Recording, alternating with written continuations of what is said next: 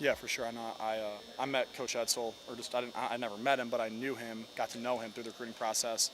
He's a fiery guy. I think he builds his programs up on toughness, just like Coach D. And you know what that means?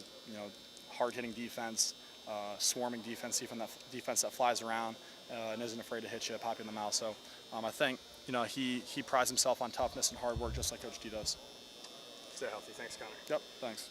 You guys have a chance, counting your bowl game, to win 11 games for the fourth time in 5 years, and yet there's still some people not happy because of the loss last week. Do you guys look at that as a good thing because the expectations are higher, or is it frustrating because you played so well and there's still people upset? I think you got to look at it in a good way. I think guys here, for what we've been able to accomplish here at Michigan State for the past couple of years, and it's like you said, have an 11-game, 11-win season, and you look at that and you're like, oh, well, dang, well, shoot. It just shows you where this program's gone from the past couple of years. I remember if they had 8 wins in the season or 7 wins, it'd be a great year. If they made a bowl game, it'd be a great year. But things have changed with Coach D. But I think you got to look at the positives, and we just have high expectations. And when you have high expectations, you want to win every game. When you don't, it just hurts. But the coaches do a great job with letting us have a good attitude.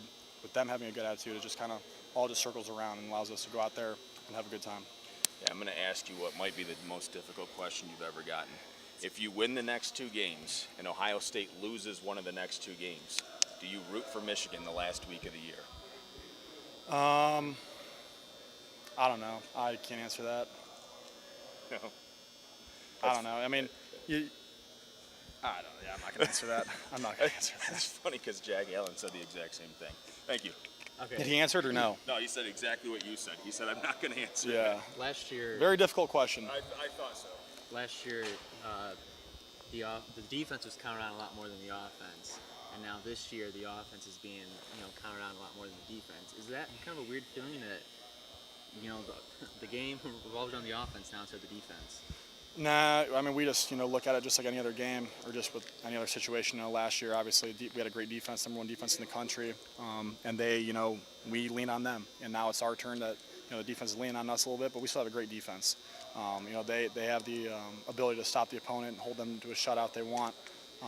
So I mean, I think we both kind of lean on each other still, but we have a great offense, we have a great team, and I feel like we're still a balanced team, whether it's good defense, good offense, whatever it is.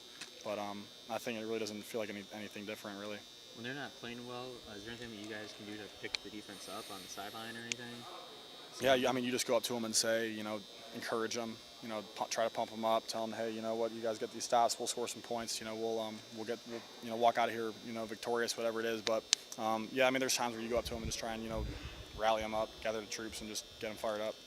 Did you see, or did you know after the game that you'd thrown for a career best, or was that something that you didn't know? I had no idea.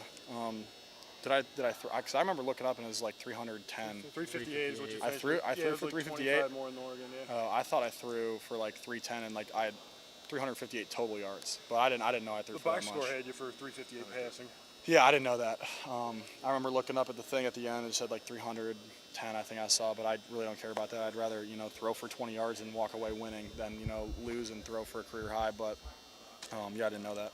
So how do you think you played overall, personally? I thought I played decent. I thought threw the ball fairly accurate. Made the right decisions, went to the right spot. Wasn't like my reads were all messed up. I thought I did a good job using my eyes and coming off different receivers. Throwing to my back. And then I think what I really did well was stepping up in the pocket and, stepping into my throws and just moving around. I think, looking back at the Nebraska game and the Indiana game, I think I was, I had happy feet. I'd be moving around back there and I wouldn't throw off I would throw off my back foot. I wouldn't step into my throws. So looking at the Ohio State game, I thought I did a much better job of, pushing up and actually, following through and driving off my back foot.